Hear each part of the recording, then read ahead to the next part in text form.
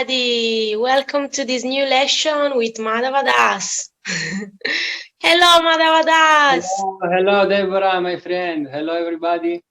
Thanks to welcome me here in this meeting. Thanks everybody for being here. So today we're going to speak with Madhav, which is a monk and of order of Vedic culture. So please, Madhava, if you want to introduce to us the Vedic culture, we will be very happy.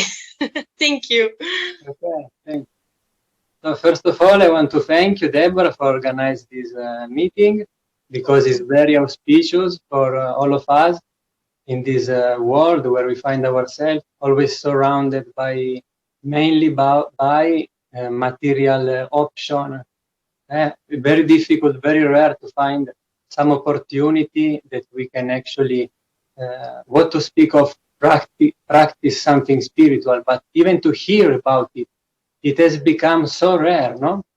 Because mainly we are surrounded since when we are children from material aspiration, and the goal of our life seems always to be only into this materialistic society and so on.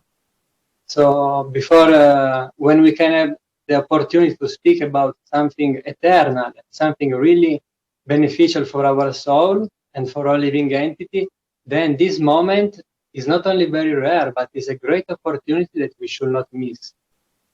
So first of all, I want to thank Deborah, and especially I want to thank my spiritual master, my Guru Deva, Om Vishnupada Stotarasata Shri Shrimad Rupanuga Charavar Shila Prem Priyojam Prabhu, because this is a part of the Vedic culture that always we know in a humble mood, whatever I know is not what I create by speculation of my mind, but whatever I know is very mercifully coming by the lotus mouth of my spiritual teacher. By his great endeavor and deep realization of spiritual life, he can actually give so much eternal benefit to all the other souls of this world who are sincerely surrendering to him. No? So first of all, I thanks to him. And I want to say that in this interview, we'll use sometimes some Sanskrit phrase, which are directly from the Vedic scripture, like Bhagavad Gita, or also from Srimad Bhagavatam, because the Sanskrit is a very powerful language. And it is also said that it is the most ancient language. And it is actually the mother of all language, because all language used to come from there. For example, we know that Italian language or Spanish or many other European language comes from Latin, but Latin is not the original language. It itself is coming from Greek, no? Ancient Greek. And also ancient Greek language, we know, is not the original one, but it is called to be Indo-European language. So Indo-European means that we find it in Europe, but actually is Indo-European, means it comes from India. And so if we go back to India in time, we find there so many different states and so many regions with so many different languages, but all of them have their roots in Sanskrit. So it means all of them are coming out from Sanskrit, and Sanskrit so is the mother language of all language. So in this way, all the Vedic scripture, like this holy script about the soul, about what is the relationship with this world, what is the relationship between me as a soul and this physical body, and what is the relationship with God, does God exist or not? All the details are all explained in the Vedic text, which are themselves written in Sanskrit, in this very special language, inside, because it's not an ordinary language, it's very deep, very profound. And also, therefore, the culture, which is in India today, you can see, but before it was actually practically in the whole world, before 5,000 ago, it is called Sanskriti. Sanskriti means culture, because you can divide the word into san and kriti. San means that which can give you, how to say, like a complete, is complete. San is complete, and kriti means something that can reform you, make you become better, purify you. So Sanskriti, to combine the two, means that culture is that which can purify you completely, can bring you completely into your own nature. That is culture. So it means that if a culture is not to bring you to a full purification and bring you to a natural state of self-realization, it means that is not really a culture. It is something else. It is mixed with material motivation, material desire, and so on. So cannot be called culture itself. We can see by this definition it is very rare. If you apply this definition of culture to the culture we find today in the world, no, very rare to find one that can fit into this definition. And also, it is said that the culture is that which can bring you your consciousness or your mind from a state of vikriti. Vikriti means a distorted situation, state of mind, or distorted, not peaceful, and can bring you from such a state of distorted mind up to a natural state of mind, which is called prakriti. Prakriti means natural state of mind. A natural state of mind means that our mind, it will become, as Patanjali told, swachatvam avikaritvam shantatvam iti chetasaha, which means swachatvam means that the mind have the nature of being reflected, can make a reflection. It means that it's called in Sanskrit Bhagavad Bimba Grahitva, which means the place where the image of God, of the pure divine, can be reflected. So it means that in our, actually we say mind in English, but it is called chitta in Sanskrit. It means our subconscious mind, which is like the first covering of the soul. It is very shining, very pure, very light. And they have this quality, like a mirror can reflect. So it means if you keep it calm and quiet and purified, it can reflect the image of who you are as a soul, and also who is the Supreme Lord, with whom we have, all of us, a natural loving relationship. So the Supreme Lord creates us not in a random way, but very perfect. He gives us this special mirror by which you can reflect who you are. And so we told Swachatvam, then Avikaritvam means the other quality is that it is without any, how to say, like vibration. It doesn't have any vibration in it, modification of the mind. No? Yeah. So it means it is very peaceful, very still, like a lake. And then Shantatvam means that it's very shant, is very peaceful by itself. But this is the natural state of mind. But then when we come in contact with the external world, with this reality, we feel so much agitation, anxiety, and the lust, and the anger, greed, so many things is going on. So all of these are like a perturbation in the mind, like a storm. Let's say someone have more storm, some have a storm with a hurricane and rain, some have less, some living on the shiny place. But the point is to go beyond that and bring everything peaceful. So this is all culture. This is the goal of culture. So Vedic culture is very ancient, and this culture was based on this. This was the purpose of this culture, to bring all the living entity in the society according to their own quality. They can do some process of purification, such as jnana, bhakti, and yoga, that we will describe later on.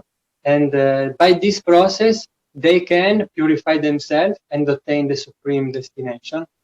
This was the goal of Vedic culture. And this is what I'm lucky to study with my spiritual teacher. Yeah, that's really amazing. Thank you very much. And I have one question about, because some people think that is actually exotic or something very far away from us, like people get involved in the Indians and as you say, Sanskrit and stuff, and people think that is actually something that is not related with us, but it's not like that. Yeah, it's not like that. As I told in the beginning, this is the mother of all culture. And also, there it is written that since 5,000 years before, this Vedic culture, it was not only in India as we find it today, but it was spread all around the world, all over the world. It was following this culture. Then this age began of Kali Yuga and slowly started to disappear. And nowadays we find it only in India. So today when we come in contact with hearing the Vedic culture, we think, oh, this is just something of India. It doesn't have nothing to do with me because I'm born in Italy or in China or in South America. But actually we should take it from our heart. We should actually first we should have a try before saying anything. We should try and take it from a very pure perspective, simple heart, and check what is the feeling with you, and if you can digest it, if you can how make you feel, this Vedic culture. You will see that if you are a bit sincere, you will find it really wonderful and really can open your mind and bring your both material auspiciousness and also spiritual auspiciousness. Absolutely. Yeah. Thank you very much. Thank you. Thank you. So, which is the text that you refer to, and how you can explain to us the principle of the text that you use, as you say before, Bhagavad Gita, Srimad Bhagavatam? Yes. Yes, these two are the most important Vedic scripture. Srimad Bhagavatam is called Grantha Raj, Srimad Bhagavatam, which means is the king of all Vedic scripture, which are compiled by Srila Dvaipayam Vyasadeva. He is the author of all the Vedas, and in the end he compiled Srimad Bhagavatam, which he himself told this is like the ripe fruit, or the king of all the scripture I've made before, no? And but especially before going to Srimad Bhagavatam, which is more high, let's say, we always start from Bhagavad Gita, which is well known all around the world. And Bhagavad Gita is really amazing. It really changed the life of those who can approach it, even by approaching only a little bit of it. You will see that it's really a transcendental scripture. And if you like, I can say a few words about the Bhagavad Gita, how it's structured. Yeah.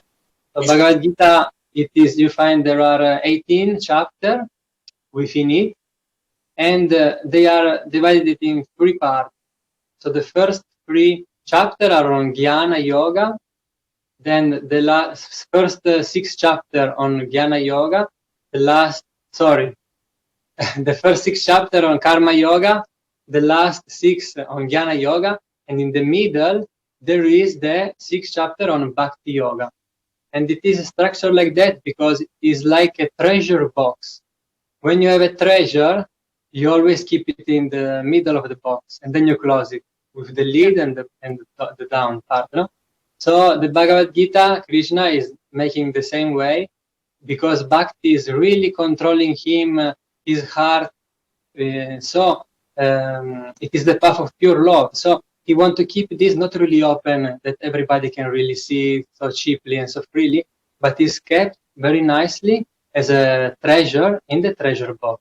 And so the first 6 chapters of Karma and the last 6 of Jnana are like the box we're keeping this Bhakti Yoga in that. So what is this Karma Yoga? What is Bhakti Yoga? And what is Jnana Yoga? Karma Yoga is actually the yoga of performing our duty of everyday life, no? Well, karma means action also. So when we try to when we try to perform all our activities of daily life, but how you perform them, you should be always introspective, looking to yourself inside and check, understanding that you are the witness, you are not this physical body, this machine that is going around, working, meeting, and doing, but you are actually the soul behind it. And you can check all the fluctuation of your mind, how they are working, how they are going on. So you become very introspective. And by doing this day after day after day, you become slowly into sattva guna, which means in the mood of good, in the mood of goodness, virtue, which arise, which will bring to you a natural gyan, a natural understanding, more knowledge will bring when you are in sattva guna. But still, this gyan of sattva guna, of virtue, it is not transcendental gyan, transcendental knowledge. It is somehow material gyan, no? Discrimination mainly of what you are and what you are not. But actually, karma means action, and it means that you perform your activity of the day according to your work and position in society. And in the end of the day, you offer all the fruit of this activity to Shri Krishna, to the Supreme Lord, Divine Lord. You offer to Him. So He can actually purify all this activity you have done, because He's the only enjoyer. He's the supreme enjoyer. We are by nature the loving servant, not like a slave servant, loving servant, like that. And so he mainly, the benefit is not really that you offer to him whatever you have done, because actually God doesn't need any of these material things that you are doing here. These are really untasty things. Only we are attracted to such things.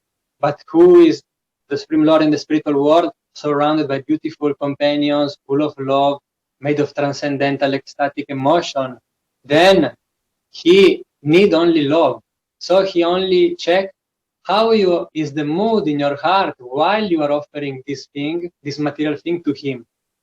And also, especially in the stage of karma yoga, which is the beginning, he checked that it is important for you to remember him, because the person will not remember God otherwise. He will just do his own work, come back, try to enjoy the fruit of that. But this will bound you so much and make you suffer so much, make you identify you more with this material body and suffering more and more life after lifetime. Otherwise, if you offer to him, slowly you get all this benefit of realization. Therefore, in Bhagavad Gita, Krishna told all this detail by saying, Karmaneva adhikaraste ma phaleshu kadachana ma farmakala heturbur mate sangos karmani, which is the same thing I've explained, that you should do all your duties of the world, but without attachment to the result, and knowing that you are actually not entitled to enjoy the fruit of your action, and also that you should not decide to do akarma. Karma means that you should not decide to don't do anything. Because some become frustrated and say, okay, I will stop, I will not do anything in this world, nothing have any more purpose or whatever you don't like for some reason. But Krishna say, no, you should act anyway, and this will purify you, but you should offer it to me. And also you should not think that you are the cause of the result. This is very nice, because means you are not the one who is the cause of this result. It's not by your own strength that you have attained that. Many people, everybody will think, oh, because I have such a strength, such a great intelligence, I am such a great person, politician, scientist, whatever I am. I am a boss of this and that. And then I am the great by my own quality. No, your quality can disappear in 1 second. As they have been given to you, they can be taken away in 1 second. So we should always be with this mood. This is very beautiful, no? Brings so much happiness, actually.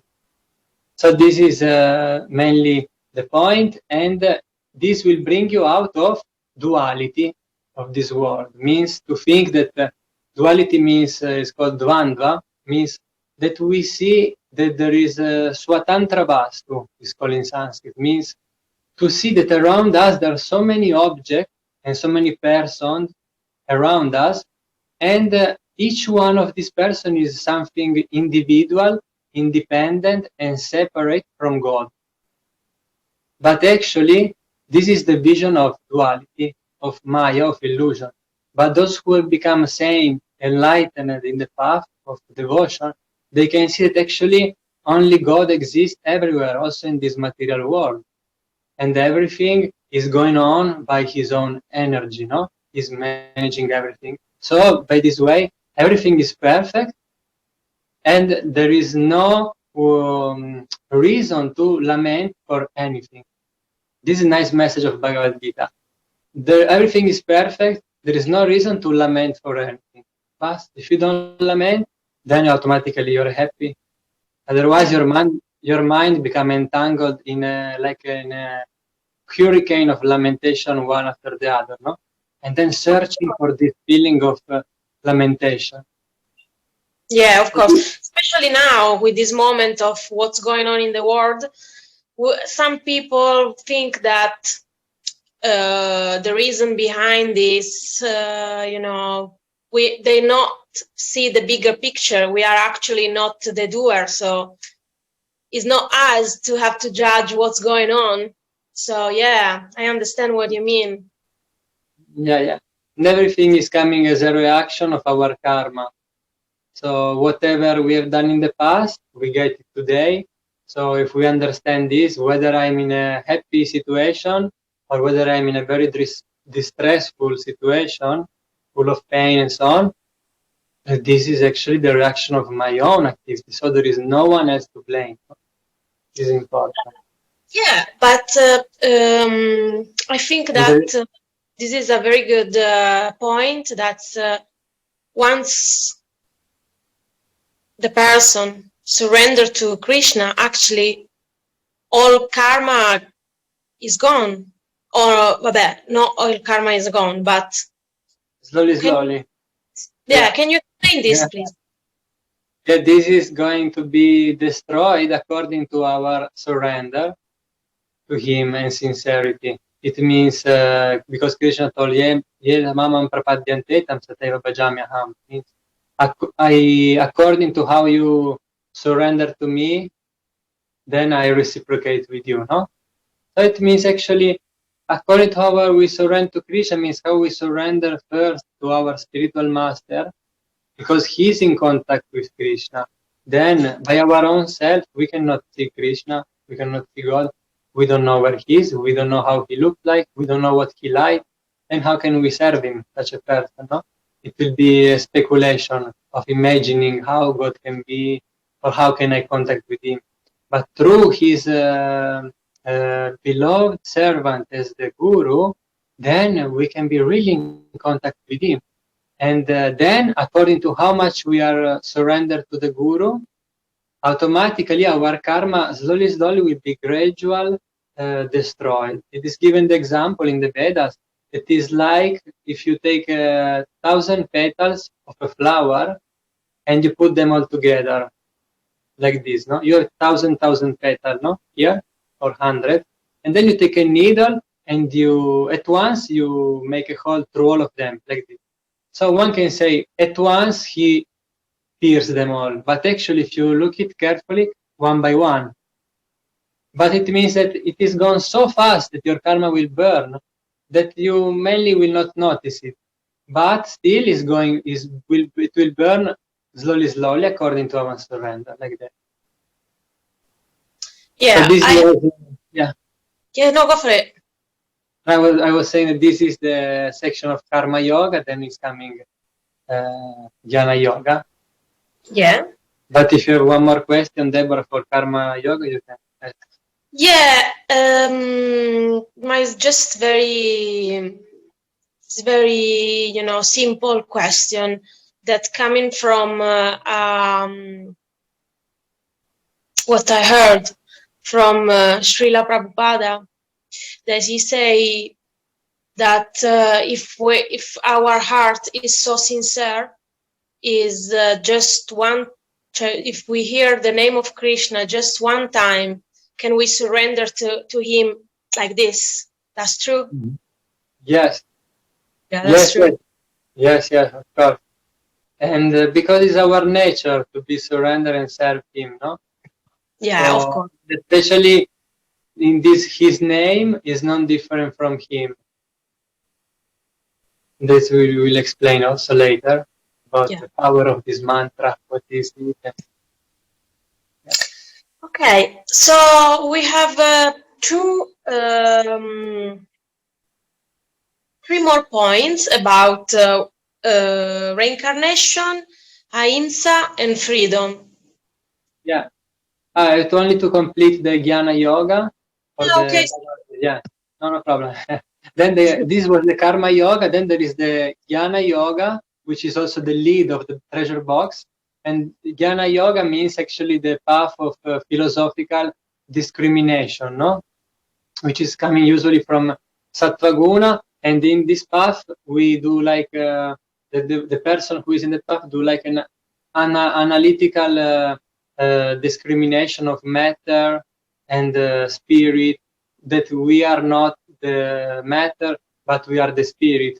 So it's like to be searching for the eternal by a gradual negation of the temporary. So it means we are searching for what is eternal, for our soul, for God, for spirituality. How? By a gradual negation of what is temporary. So it means neti is called. It means I am not this, I am not that. I am not this body, I am not this mind. But actually, you cannot, by this path, realize positively who you are. You can only theoretically understand what I am not by Jnana Yoga. You cannot positively realize who you are. That's why Krishna is saying only through Bhakti Yoga. He say, Nasadayati mam yogo, nasankhyan dharma uddhava, naswadayastapastyago, yata bhaktir mamorjita. He's saying Krishna, very beautiful verse. He say, I am not controlled by those who are doing all the type of yoga sadhan, pratyahara, whatever it is there, any level of it, that he's not getting controlled by that. Means he's not, you cannot love him by that process. By Sankhya Yoga also, by Dharma, by following all the your prescribed duty in society perfectly, by your work and your respecting others like this, you cannot attain Sankhya Dharma Uddhava. Naswadhyayas tapastyago. Even by swadhyay, by studying the Vedic scripture very carefully, you cannot gain the Lord love.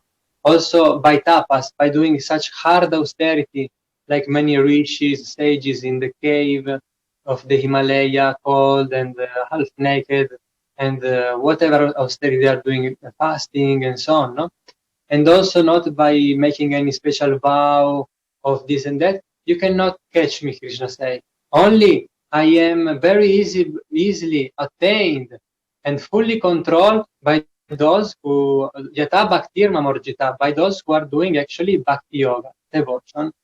So this is important to know, that jnana yoga and karma yoga, if you only perform them without any bhakti together, you cannot obtain even the material result. Only if you mix some bhakti with karma and with yoga, then you can obtain the material result. Material, what to speak of spiritual. And also, it is said in the Vedas that Jnana Yoga and Bhakti Yoga can purify you, but in a temporary way. And there is a beautiful example of a bamboo forest that you try to burn this bamboo forest. No? So you burn it, and it seems that it's all purified. There is no more bamboo. But as soon as the rainy season will come, all the roots of the bamboo are still under the earth. And as soon as the rainy season will come, everything will grow again. So it means in our heart, all the contamination is there. So many different bad quality we have. We need only to explore it or realize it. But by karma yoga and bhakti yoga and karma yoga and jnana yoga, you can purify them, but not up to the roots. And then you will feel to be purified, but then you go around after a few time, you will see that all these bamboo forests, all this material desire will come again in your heart, and you will be lost again in the material temporary thing. But only bhakti yoga, because it's transcendental, because bhakti yoga have nothing to do with yourself, no material and no personal desire, only how to love purely the supreme divine source of all love, which is Shri Krishna, no? And serving with love and affection for all brothers and sisters here in this world also. So, because Supreme Lord is living in the heart of everybody, of animal, plants, trees, river, mountain, everywhere is Mother Nature, no? So only by this bhakti we can purify ourselves and we can obtain pure love for God. And then Bhagavad Gita mainly is telling about this, and it describes also that we are not this, that we are a soul which is covered by two material bodies. One is the mind, intelligence, ego. It is the subtle body. And then there is the gross body that we can see, which is made of earth, water, fire, air, and ether or space. And Krishna described all this in very many detail. And then it explains us how this reality of the material world is mainly a duality, as I told before, that we think we identify with this body, and we don't understand, we don't realize that God is the goal of our life, to get love and service for Him. And so in many detail he explained all this point. And also he showed us that God actually is not some energy only, or some whatever, a light in the sky, or someone with whom you cannot really have a relationship or connect with. But he explained that God is actually a person, is a person with whom you can have a beautiful, loving relationship. And this is a fantastic news, because when God is a person, you can have a relationship with Him. It's not only an idea that He exists and He is somewhere else. He exists and He's a person, so you can have a connection, real connection of love. And this is what we are actually searching here in this material world. But we put in the center wrong things, like our husband, our family members, daughter, sister, friend, or who doesn't have a husband or wife or friend, he buy a dog or two dogs and a cat, and then like this and that. But actually, there is nothing wrong to have a love for all of them. We should love everybody. But we should know that relationship with these people is temporary. And is temporary, it will end. And also, not only is temporary, as I am feeling some emptiness inside, that I want to be filled with some love, and as I feel to have some love and I want to share with others, but you cannot really do it with other person who are also needy like you, because all in this world are in need of love. We need it. We don't have it really. We need it.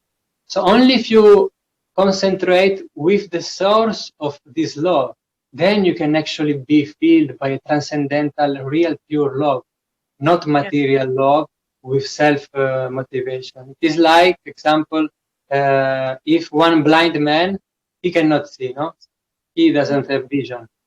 But if he come in contact with another blind man, so now we have two blind men or three, now because they're together, they can see.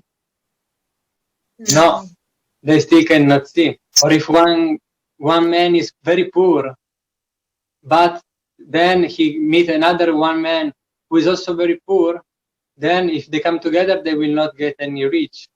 So the same, we are not having this happiness, this love, and we are trying to fulfill it by uniting with other people of this world, but it will not be helpful. So that's why Bhakti is bringing us so much happiness. because it brings us contact with the source of happiness. And this is a question of love, actually. As Lord Brahma told in Brahma Samhita, Premanjana Chrita Bhakti Vilochanena, means only when you can smear in your eyes the ointment of pure love, then like a kajal, no? You can put pure love. And then by this, your vision will be adjusted and you can really see the reality, how is it? You can really see your soul, you can really see Krishna himself. And then you realize that he's not just a mythological person, but he's a real friend of you who's here. Yeah. This is a question of love. This is a message of Bhagavad Gita. Yeah, that's true. So, when we concentrate our love to the pure object of love, which is Krishna, we can fulfill all other needs of love all around us, inside us, everywhere. So, yeah, that's very true. That's very true.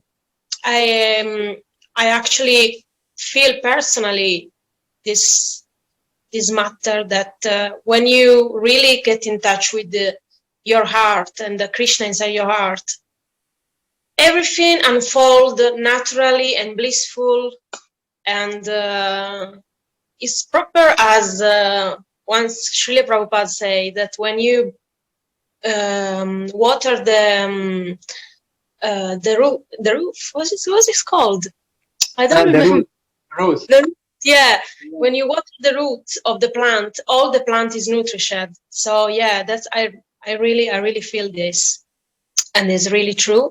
And also, as people around the world are in need of love everywhere, and we hope they can find this, because really is the way out of suffering and this need of love everywhere, because everyone needs this love. And as you actually say, is the purest love, the divine love you can find anywhere. Yeah, that's so true. Thank you for this. Thank you. So we say that we have 3 more points. They are actually reincarnation, ahimsa, and freedom. What do you like to say about that? Okay. So yes, reincarnation is a very nice topic. All are very nice topic, actually. And reincarnation means very simple, actually. In Bhagavad Gita, Krishna explained it in the beginning, especially in 2nd chapter, no? He told the hinos minyata dehe komaram yovanam jara tata dehantara praptir dhirastatrana mujyati, which means that just as one soul is passing through a different body, through the same body but through different age, like from a child, then you see he's becoming slowly a young boy, then he's becoming a man, slowly an old man, and then he's becoming sick and dying. In the same way that this is going on, then after the death of the body, it will not finish, because you are actually beyond that. You are a soul, and the soul cannot be burned by fire, cannot be destroyed by any weapons, cannot be moistened by water, cannot be consumed by the wind, you say. So the soul will not be affected by the death of the body, and the soul will stay and will take a new body. So the only question is not whether reincarnation exists or not. The question is where I'm going next. This is more nice. Will I take again a material body as a covering of myself here? Or will I take actually no more body? I will be with my soul, me, myself as a soul, and going to the spiritual world. So this is very practical, because in this life, if we daily engage in devotion by chanting Hare Krishna Mahamantra and doing Bhakti Yoga, then we can very easily obtain realization, and after this life, we can really realize everything. Otherwise, if we are only engaged in eating, sleeping, and sex activities, and trying to make only profit, material money, like this, and defending, then we are actually like animal life, no? is called Dvishadapad, means a two-legged animal. Means the human being is, if he only think of this, he a two-legged animal, so he's not really human. So next life, why to use again a human body? You can get a body of a donkey, of a pig, of a tree. Many different options are there, and you can enjoy even more. You can sleep so much when you have a body of a bear. You can eat so much when you have a body of an elephant. You can run. You can do so many things more than a human. But actually, to get a human being is very rare and is the most important. So we should not waste it into material things like fashion only, external thing, and to identify yourself only according to how am I dressing. No? Today people only identify themselves according to how they are dressing. But then our consciousness is lower than a dog even, because when you go back home, if you have a dog, it doesn't matter how you are dressed up, he will recognize you. Oh, this is my master, and he run and play with you. If you are shaved, if you have long hair, dressed in whatever color, and he always recognize you, know. But between ourselves, we look each other. Oh, how is he dressed? How is he looking like? How is this? How is that? And also we look upon our own self according to how I externally look. I am that, identifying with that. So it means even a dog is a higher. He can recognize, but we cannot. So we should deliberate on this very carefully, because otherwise we are wasting a very precious moment. No. So reincarnation means the soul never die, and we go in circle into the samsara chakra, means in the birth and death in the material world, again and again and again. No? This is about reincarnation, but we should try to tolerate all disturbance in life and to be sober, no? To be introspective, and we will get it. And this brings up the point of ahimsa, non-violence, and tolerance also. No? Ahimsa, non-violence, it is very important, because if we want to have a peaceful and happy life, we cannot act in a sinful and aggressive way to other living entities. So it means we cannot eat meat, because if you eat meat, then you are killing other living entity like you. As you will not like that somebody cut you into pieces, or cut into pieces your mother and son and friend. So all the animals, they have also attachment and love for their own mother and friend, so, and their own body. So we should be very respectful. And so many scientific points have been explained by Vedas and by scientists of today, that our body, our teeth, our stomach, our digestive system, everything is made for vegetable, fruit, grain, and like that. So very simple and happy. And sattvic food give you, your mind become very shiny and happy. Otherwise, by food made of violence, your consciousness becomes filled of fear and violence, like that. So we should not get stuck into this meat business. Yeah, that's And, very true. Oh, sorry. No, yeah. No, go for it. Okay. And just I want to give one example that Krishna is telling in the Bhagavad Gita. Matras parshastu konteya shitosna sukha dukada agama paino nityas tam sitikshasva bharatam. It means that about tolerance, that just as we see that the season are going on, winter, then is spring, summer, and so on, autumn, all in circle, always changing. And so we feel cold, we feel hot, we feel different distress. And so all these things are just coming and going, like this season. So we should not be disturbed by happiness and distress also, because we are happy when we feel happy, but we feel so much sorrow when we are criticized or we get some pain. So if we celebrate too much when we are in a good position, then it's like the clock, the pendulum, no? If you bring it higher here, then it's going the same way there. So equilibrium of mind is the happiness. Samatvam yoga uchate, means yoga is the equilibrium of mind. We should try to be into this middle point, no? Yeah. So if you understand, yeah. No, you go for it. So if you can understand this point of, is like an essence of Bhagavad Gita, automatically you become free of distress, anger, and delusion, and you will not see any more enemies around you. All are actually friends, no? Like this. Yes, Deborah, please go on. Yeah, that's very true. When we are not attached to whatever is the outcome or whatever is going on, we become really free. And it's a great lesson of Bhagavad Gita. Thank you very much, Madhav. Thank you. Yeah, and this point of freedom is very much searched today. Since time immemorial, always the human being are searching for this kind of freedom, no? But actually, can we understand what is freedom? This is very important. Are we really free in when we choose something or not? This is depend if we are free or not from our ahankara, from our ego, material ego, no? Because the material ego is the one which make us identified with this material body, and is the one who make you think ahankara means I am the doer of things, no?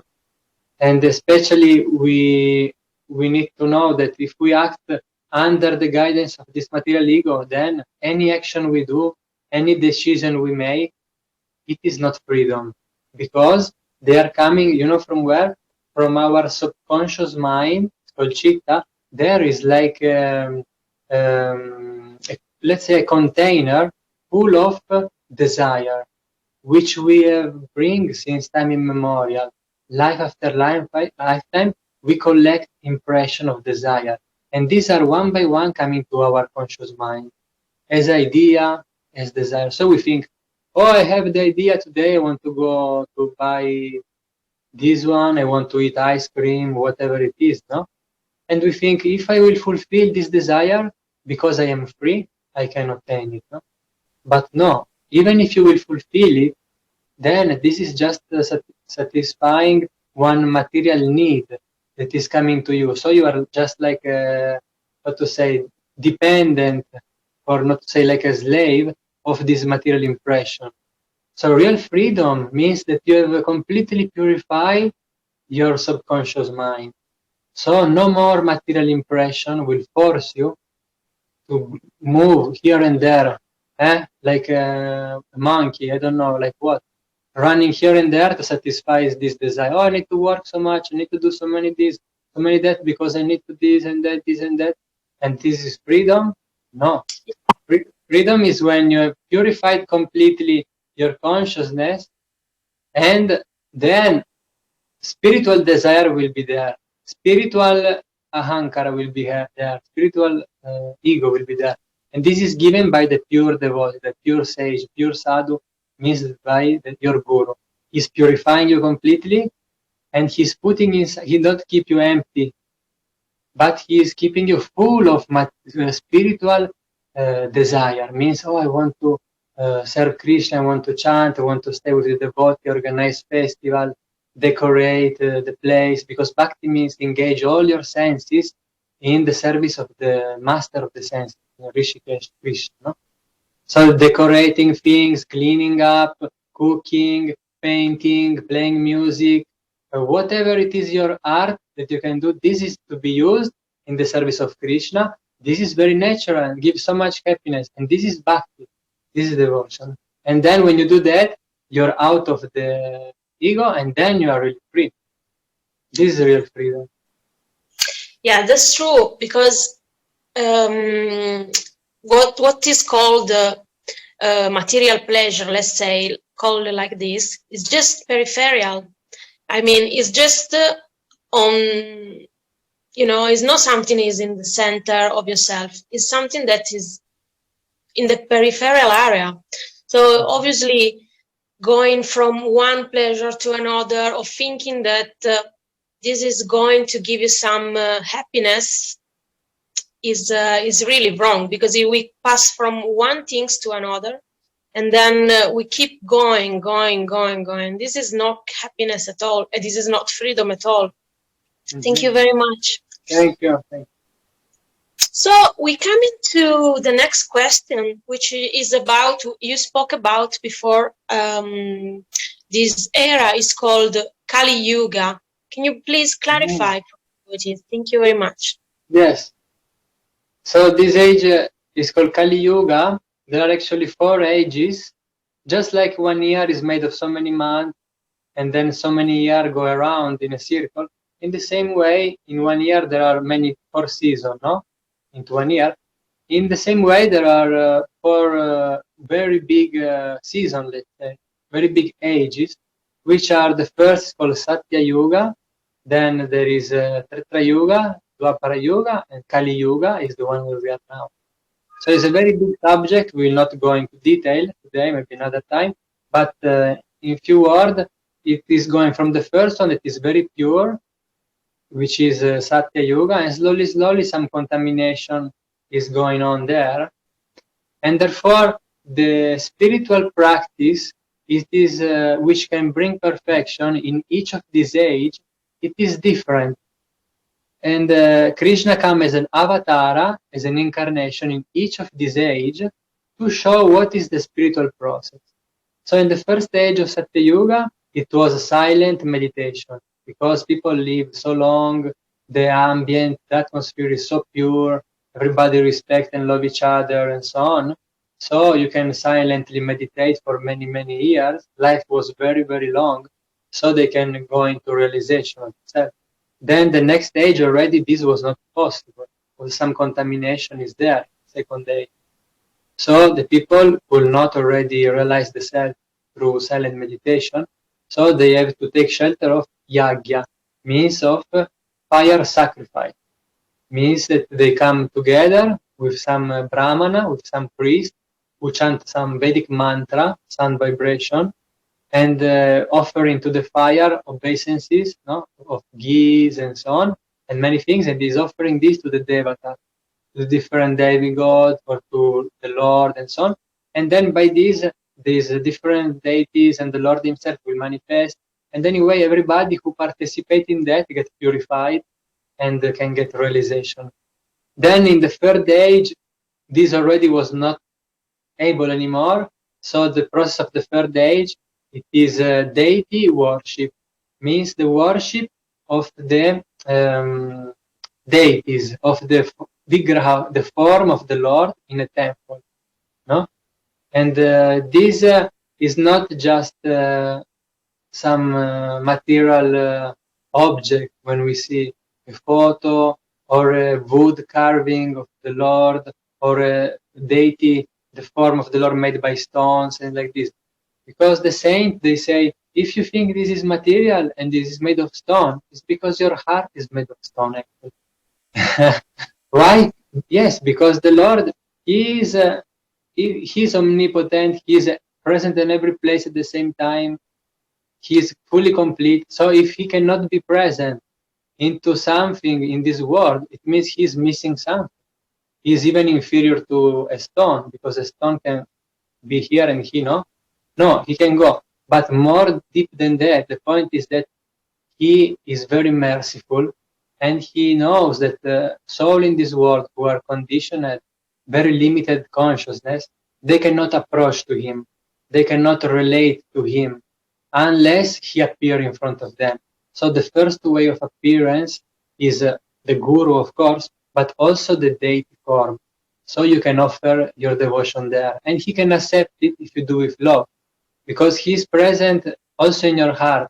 So He knows if you offer one flower to one picture or to one stone form of the Lord, let's say by stone, then He's present there and present in your heart. He knows you are offering this to Him, and you make a spiritual advancement.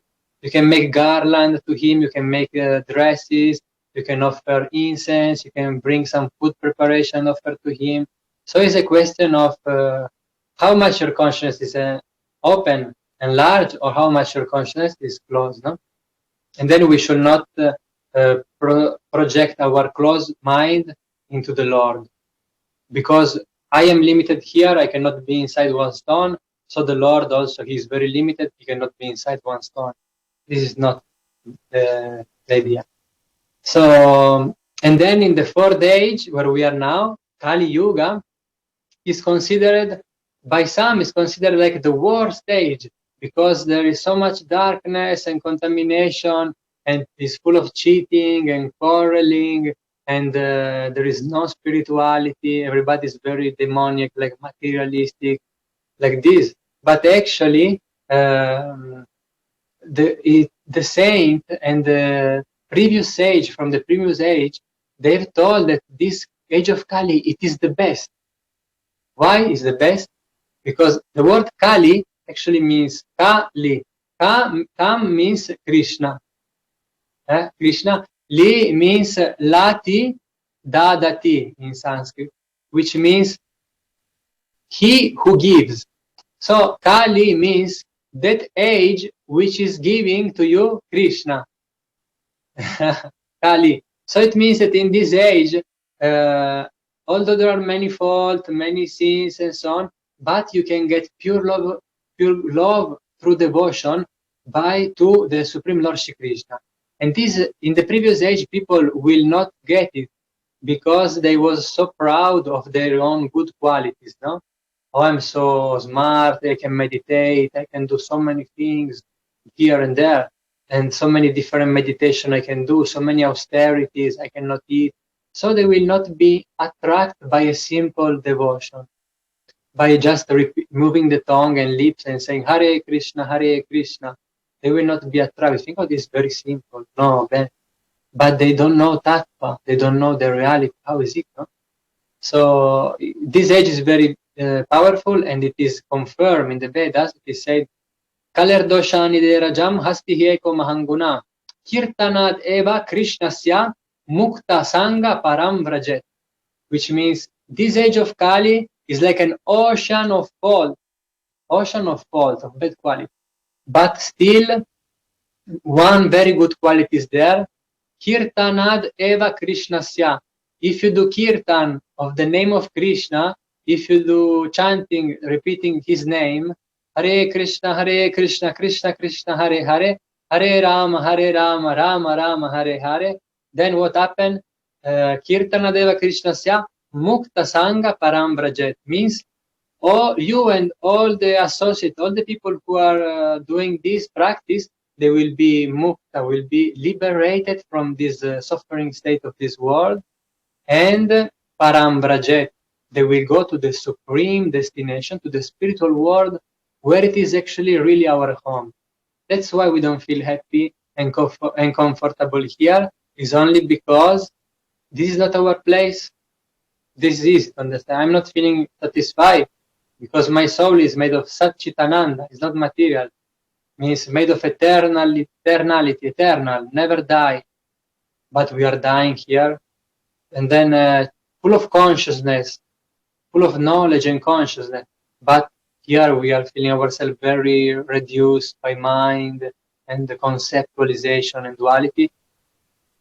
And then Ananda, we are full of bliss, full of joy every second, a type of bliss which is not decreasing, which is not keeping the same, which is increasing every second. So this is going on in the land of love, in the spiritual world, where Krishna is there and is waiting for us. So this is the power of this age of Kali. We should use it according to this. It means we should not speculate ourselves and choose which one is the process to do. Oh, I will do this. No, I will do that. Because you will not get eternal perfection. This was for the previous age, no?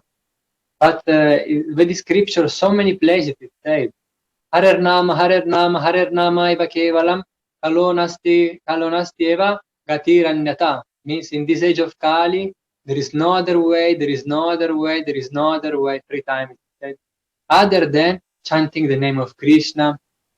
And in this age of Kali, especially, what is happening, a very special thing, Krishna appeared himself as Sri Chaitanya Mahaprabhu, which is the form of the Lord, which is the most merciful, incarnation of God. Actually, he's not incarnation, even he is Krishna himself. And he's coming with the mood of a devotee. Apani karimu bhakta bhava angikari apani achari bhakti shika musabari, which means Krishna say, I will take a form of a devotee and I will come to the planet Earth and perform some different pastime, different activities by which I will give pure love to all the living entity, and I will show it apani achari bhakti shikamusabari. I will show it by my own example. So it means he's coming in the form of a devotee. If you see how was his life, you can understand how should you live also. Because it's Krishna himself coming as a devotee, showing himself how is it. So if we follow this, we can obtain also pure perfection, because he came for a beautiful reason. And it is said in this verse, Sei dware achandale Krishna samchare, nama prema malaganti para la sansare. Means Chaitanya Mahaprabhu, God himself, Krishna came in this age of Kali Yuga, where everybody is so unfortunate and suffering, but he came with a beautiful garland of flowers, and he came with this garland of flower and he placed it around the whole planet Earth for everybody. Patra patra vicharanam na kurute. Means he don't discriminate if you are a good person, bad person, good high caste, low caste, that money, no money, doesn't discriminate. He's giving it to one and all. And this garland is very special garland. It's not ordinary flower. This flower, each one of the flower, it is the syllable of the Mahamantra. Hare Krishna, Krishna Krishna, Hare Hare, Hare Rama, Rama Rama, Hare Hare. These are the flower, and inside that you cannot see, there is a thread. You cannot see it in the garland, the thread. But this thread is keeping everything together. And what is this thread? This verse is saying that the thread is prema. It is the pure love for Krishna, for God. So if you chant this, if you receive very humbly this garland that God is giving to you, if you just chant this name, you will get the treasure. This is prema, pure love for Krishna. Thank you very much. That's very that's very beautiful. So we are very lucky in the end, even if we came in this age of Kali. Yes, yes. Okay, so I have another question. Which one is the best way out of Kali Yuga? Mm-hmm. The best way out, yeah. The best way out is to be in. The best way out is to be into this age of Kali Yuga. Why? Because if you follow this teaching of Bhagavad Gita, and especially the essence of this teaching is to repeat the Hare Krishna Maha Mantra. So we can say a few words of what is the meaning of mantra, no? And what is the effect of mantra on ourselves. Mantra, it is divided in two syllables, man and tra. Man means manas, mind, and tra means trayate, go beyond, transcend. So mantra is that spiritual transcendental sound vibration which can make yourself go beyond your mind. Why? Because by any other type of practice, you can become conscious that you are not this body. But still, you will be closed, like in a trap, by your mind. You will be identified with all your thoughts and mind. No? So how can you go beyond that? Very difficult. But mantra is very easy process. If you just repeat it, the nature of that mantra, it has his own vastu shakti. It has his own inherent power of bring you to a higher state of consciousness, to open completely your consciousness and go beyond your mind. So it means you will realize who you are as a soul, and you will realize also who is God. And between all mantra, there is one very famous, the Om mantra, no? Om Om, this mantra, which is made of 3 letters, A, U, M, this is called Bij mantra, which means the seed of all mantra.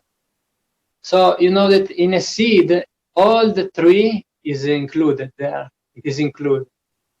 So, but still, if you have like a very tasty fruit, like a mango, for example, if you like it, even if you have a seed of mango, all the 3, including the fruit itself, it is present in an unmanifested way into the seed.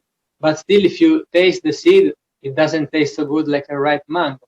Exactly. So, Yeah. yeah.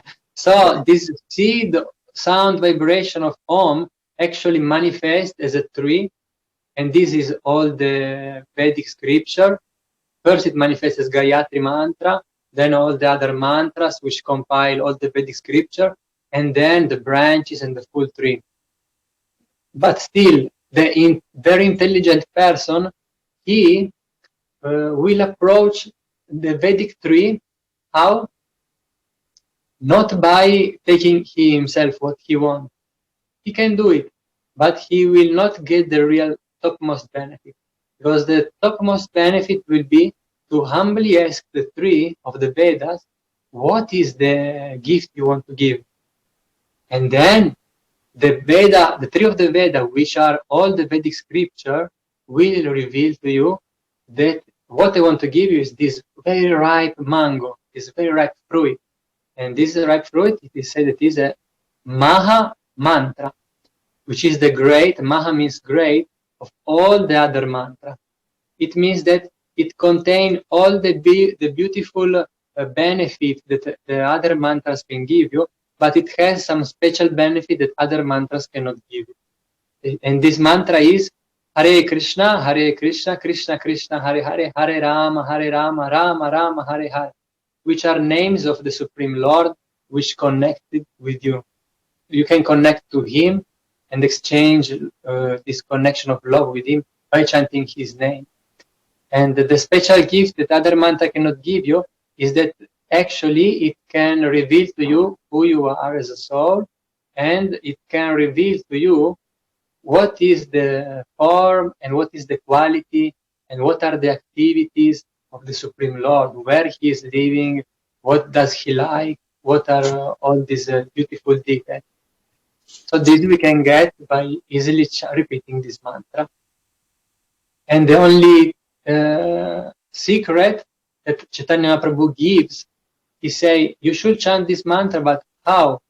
There is no rules and regulation. You can chant anytime. When you are eating, when you are in the shower, when you are driving, when you are meditating, every time. But especially you should do kirtan, means with instrument, and sing together, sankirtan all together with friend, and chant this mantra. And also you can do japa meditation. Japa means mano madhyesito mantro, mantra madhyesitam mana, mano mantra samyuktam, etat hi japa lakshanam. Means put this mantra into your mind by listening it. Then put your mind in the mantra. And again, put the mantra in the mind in the mantra, like this again and again, until they mix. Very nice. For a long time, they mix, and then they become one suddenly. And then when they become one, this is japa. Japa means that with a rosary of 108 beats, you can by yourself sit very peacefully and repeat this mantra and concentrate on the hearing, forgetting your mind, forgetting your desire. It will come up so many ideas, so many desire, but you still be there peaceful and try to surrender to the sound, because the power is in the sound. And the only rules is Trinada Pisunichana, which means you should be very, very humble, very, very tolerant, and feel yourself to be more insignificant than a blade of grass. Not to think, oh, I'm a great personality, great hero, great politician, great scientist, because by this big ego, you cannot receive mercy. If your ego is like a mountain, then when the mercy of divine love will come to the living being, the rain is going down to the valley. and to the top mountain there is 0 there. So if your ego is very big, then you can stay by yourself in the high mountain, and you will not the mercy may come but go away. But if you feel yourself very low, very humble, I'm just a living entity, there are million thousand living entities, I'm not something special here. The only special thing I have is that I can develop pure love, and I can feel very much joy, and I can do eternal service to the Lord. No, this is the point. And you should be very tolerant, like a tree. A tree, you can cut it into pieces, you can burn it, you can make it feel so much thirsty when it's a dry, hot season. You can put too much water in the rain, too much cold. In any situation, he doesn't lament. So we should be like that. And Amaina Manadena means we should always give respect to others, everybody, knowing that Krishna at this time, Krishna is living in the heart of everybody, and never pretend or expect that others show you back some respect to you. You should not wait for that. And with this mood, you should continuously chant Hare Krishna Mahamantra. This is the only rule. That's very nice. Thank you very much. Thank you. So we are at this point where everyone want to hear the Maha Mantra. So yes. I will give all the space to you now. I will go in for a while, and then I will let you be with us for this beautiful Maha Mantra, if you are happy to. Okay, sure. I can use one mridanga. This is a traditional instrument. You can see from India, decorated also. It's a percussion which we use for chanting and singing the mantra. Jai Shri Krishna Chaitanya Prabhu Nityananda Shri Advaita Gadadhar Shivasati Gaura Bhakta Vrinda Hare Krishna Krishna Krishna Hare Hare Hare Rama Rama Rama Hare Hare Hare Krishna Krishna Krishna Hare Hare Hare Rama Rama Rama Rama Hare Hare Hare Krishna Krishna Krishna Hare Hare Hare Rama Rama Rama Hare Hare Hare Krishna Krishna Krishna Hare Hare Hare Rama Rama Rama Hare Hare Hare Krishna Krishna Krishna Hare Hare Hare Rama Rama Rama Hare Hare Hare Krishna Krishna Krishna Hare Hare Hare Rama Rama Rama Hare Hare Hare Krishna Krishna Krishna Hare Hare Hare Rama Rama Rama Hare Hare Hare Krishna Krishna Krishna Hare Hare Hare Rama Rama Rama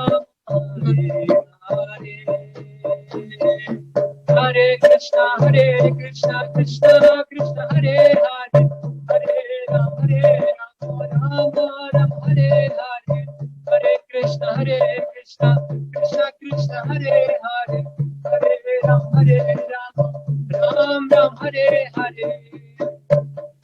Hare Krishna,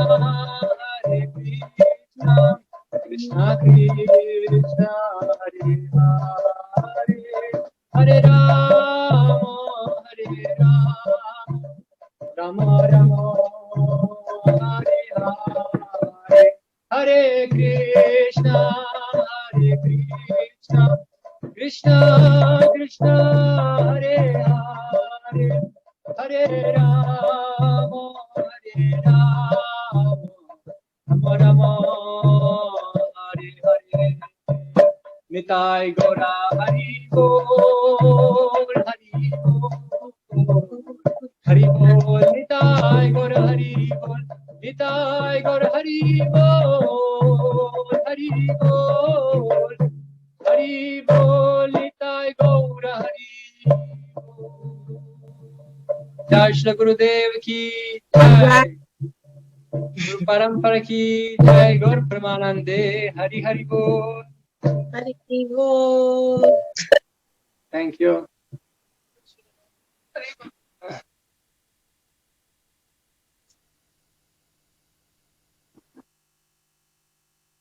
So thank you, Madhava. That was very, very nice. Thank you very much. You have a beautiful voice. So much. No, this is not beautiful voice. No. Yeah, no, it's the mercy of Krishna. Yeah, I know. But still looks very nice. Thank you very much. So I think we are getting to the end of our interview. So if there is anything you want to add before we finish, or anything you want to say? Actually, so many things we explain, which need to be digested. I think all at once will be maybe a lot of information even, but still you should not be, how to say, scoraggiarti, come si dice? To be like, you should feel enthusiasm anyway, that by hearing it again and again, you can assimilate them in your heart. So you can listen this video more and more time and share it with others.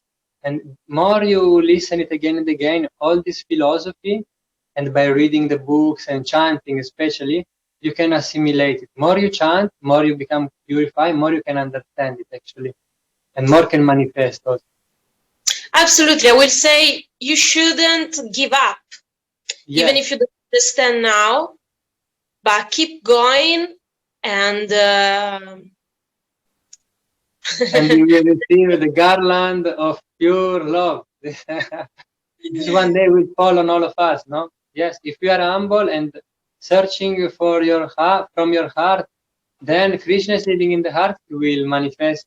He will manifest outside as a spiritual teacher, and he will guide you by the hand, and everything will become, even in this material life, it will become, every step will become like a dance, full of joy. That's true. Yeah. So I want to thank Deborah really for this great idea to make this interview. Maybe in future we will make more on different topics and like this. Also, if you want, in YouTube there are some many different classes I gave. You to type Madhava and some like so many different Madhava are there. But if you see myself like this, you can click and you can see the video. Thank you so much, Madhava. That was very beautiful. Thank you so much. Thank you. Hare Krishna. Hare Krishna, Hare Krishna. Thank you, Madhava.